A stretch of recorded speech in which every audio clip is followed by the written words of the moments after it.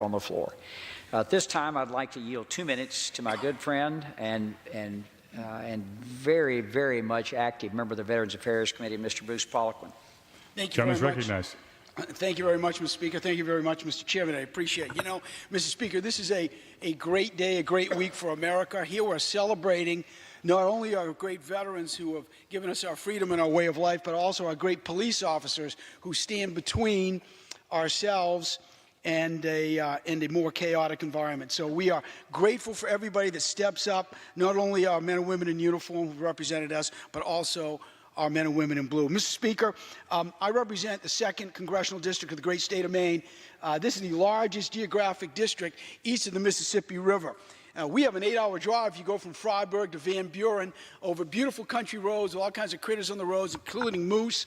And so you got to be careful when you're driving. But let me tell you, we also have 125,000 veterans in the state of Maine, more than half of which, Mr. Speaker, are in the 2nd District. We love our veterans in the state of Maine. We absolutely love our veterans. We honor them. But we only have, Mr. Speaker, one veterans hospital in the state of Maine. It's in Togus, the first VA hospital in America to take care of our veterans coming back from the Civil War. But you know, if you live in Frenchville, Maine, or you live in Van Buren, you might have a 3, 4, or a 5-hour drive to Togus, 2 in the morning when the snow's blowing sideways in February. So we need to make sure we give folks an opportunity who served our country to get their health care closer to home. It just makes sense. Now, a lot of people, Mr. Speaker, say, well, we don't want to privatize the VA. Neither do I.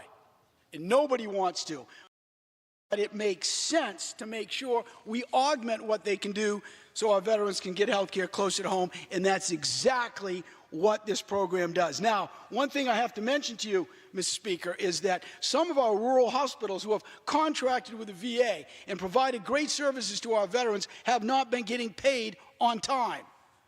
This is a real problem when you get a small hospital that might not have bills paid for 1 to 2 years. Gentleman's time's expired. Mr. Chairman, I would greatly appreciate another minute. Seconds, yeah. 15 seconds. Oh, my gosh. Recognized. In any event, we need to make sure all of our rural hospitals in the state of Maine throughout the country get paid. And this bill says if they are not paid within 30 days, then interest starts accruing on that. This is a great win for our veterans, for our small community hospitals that need to stay open for everybody and for this country. Thank you, sir. I yield back any time I have, which I doubt is any.